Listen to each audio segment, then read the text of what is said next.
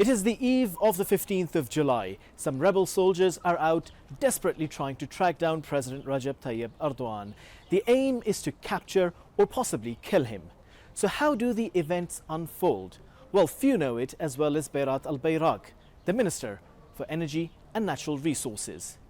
You're watching TRT World, and this is One on One. Berat Albayrak, thank you very much indeed for talking to TRT World. Now, you were with the President on that very fateful evening when there was potentially this attempt to assassinate the President. How did it unfold? What was going through your mind? I mean, the thing is, it was just interesting evening since it started. But before that, we were just together with the family, the kids as well. Then we had a phone call with one of our family members telling us that in Bayerbi there are some incidents going on with army and police. They're asking something to the people, civilians whatsoever.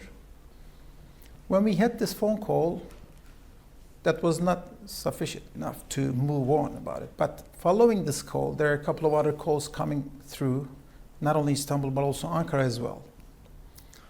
So after minutes going on, we just understand that there are some things going on. Since then, with the President, I myself moved from the table and we moved to another room, start to talk with the related political figures, firstly with Prime Minister and also some other ministers and other officials as well. Some of them we reach, some of them we don't. But the thing is, every single minute passed, we understand that there is something serious over. And 10, 15, 20 minutes later, we understood that there is a serious situation over there. And then we started to coordinate. The President started to coordinate what's going on and what could be next and what strategic moves we need to do.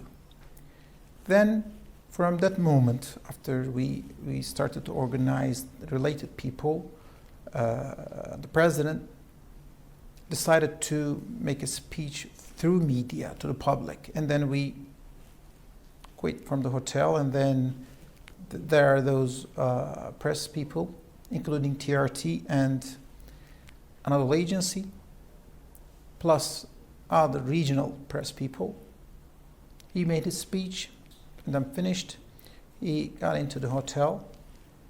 And then at that moment, I had just received a phone call that it was not in the air and nobody. So then we understood that. At that moment, the coup people,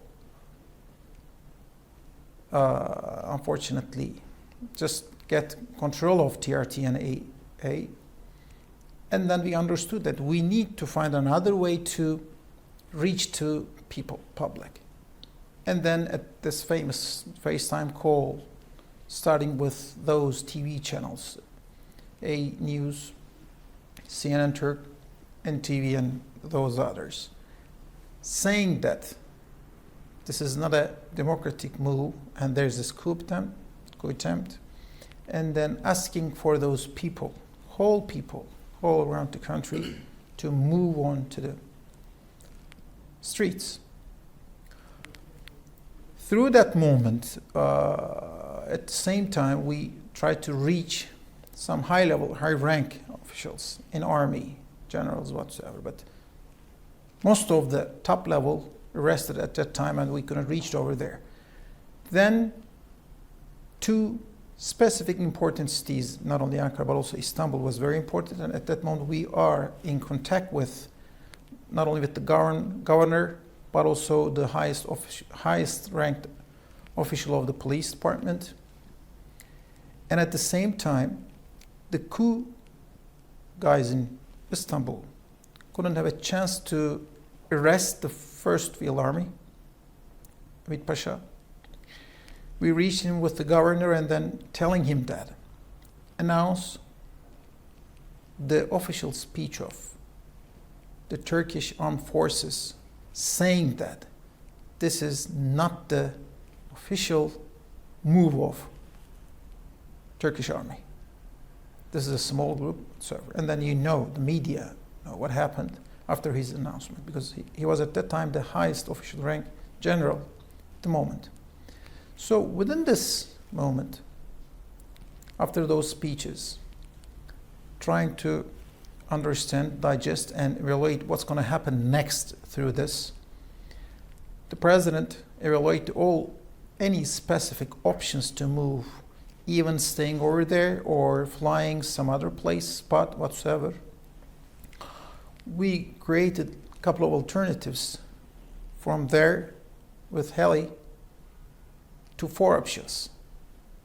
Cities like Aydın, one of them, Bodrum, and Dalaman, and finally Izmir. We landed 4 jets over each of it, and then did not announce any specific where we are going to go. After he decided that we're going to move from hotel to another spot, we just take the heli and saying till the last minute which place we're flying with heli. And then we decided to move Dalaman at the last minute. And then from there to, after we flight over there with the jet, we didn't again announce which city where we are going to go. Istanbul is one of the options. Out of these 2 ports, we didn't decide which one also. This could be also Ankara in the basket as well. So at the last minute, we have decided Atatürk Airport, but when we are on air with the phone in the airplane, we continue to lead and manage the situation on the ground, the field, and on the capital as well. And at the last minute, after we landed Istanbul Atatürk, we moved to President to a more secure place in the airport, and then the story goes on. Now, when we look at some of the statements that are coming from some Western countries, and at the same time people are highlighting that the very time when the president was trying to, when the president was in the air, there was this think tank, which is believed to be very close to one of the allies of Turkey. They were actually giving out the route of the president and potentially putting his life in danger. And that's, of course, giving rise to many theories in Turkey and in the Muslim world. How do you view that? Those things, those institutions or those specific people says this and that. I think this is not an important point over here. The more important over here, specifically for this single situation, specific attempt,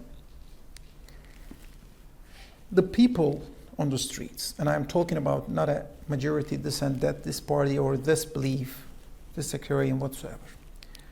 Out of almost 100% of the people all around Turkey, which is around 79 million, starting from the first minute to the last minute, and not only the people, all the institutions, all the media channels, all initiatives in Turkey saw the picture at the same point of view till the last minute.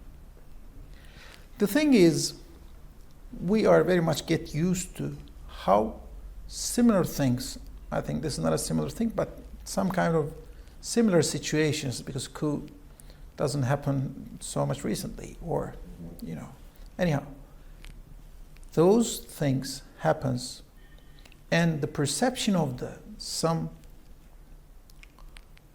ally countries or some strategic partner countries, or not only from those countries, but also those institutions under these countries could say this and that. But more important than this, the state-wise bilateral relationship and created trust, especially when we are talking about strategic friendship and partnership for decades. And we are talking about more than 60 years of NATO and EU candidacy and strategic ally with the US and Western relationship whatsoever, Turkey and that. There are those times, ups and downs, and those relationships could happen all the time.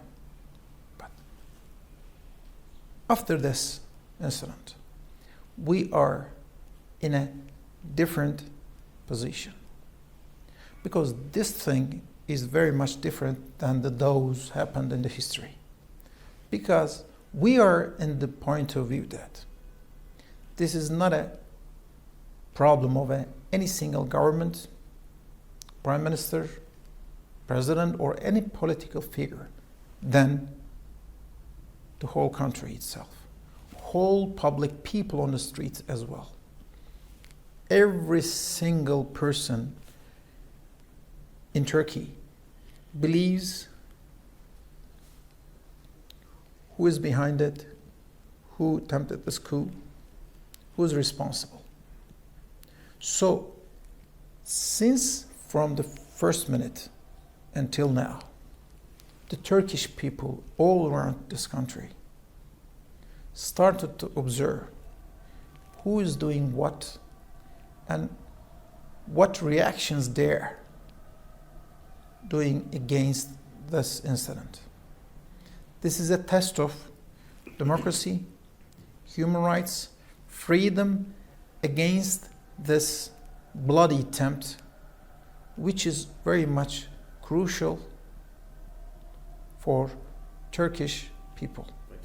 You've been trying to diversify the energy policy of Turkey. What are the major obstacles, challenges, and your priorities at this point in time?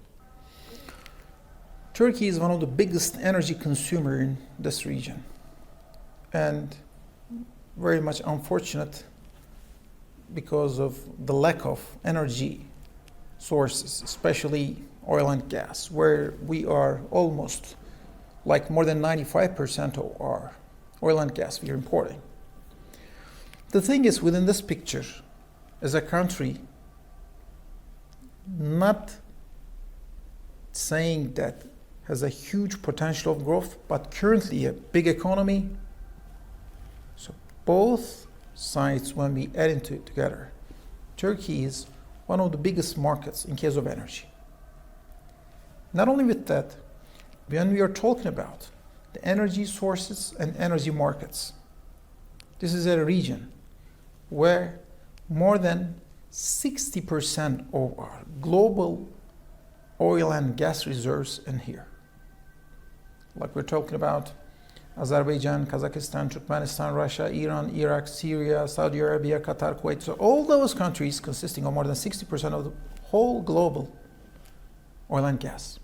So here are the sources. Just in the middle over there, Turkey and Europe. This is the market. So energy needs, sustainability, security, energy supply and security, all these kind of issues. So all these elements is crucial for not only diversification, but also all additional needs of energy usage, energy pricing, energy consistency. So within all these elements on the table, what's going on in the region is very much important. Not only every specific single country, what's going on, plus any additional resources, what type of moves, what type of partnerships, what type of cooperations that you could create within the additional support of the regional peace, regional partnerships, and regional win-win pictures for the benefit of all parties is very much important for Turkey. So, all additional resources explored, not only Russia, Azerbaijan, Iran's going on, additional, northern Iraq and Israel as well. So the whole picture over there, within a need of searching for a reliable market, Turkey is just a very much important country. We as a Turkey, facing different obstacles in different aspects for many years, not only growing the market potential, not only increasing the global share of Turkey's economical share. All of it is very much important for us. So every single player, including Russia you mentioned, is very much important for us because Russia is one of our biggest energy partners. So all the other additional players is very much important. Not talking with this specific incident and for so long after this. We will continue this reliable, rational pragmatic and rational partnership and negotiation will continue within this way.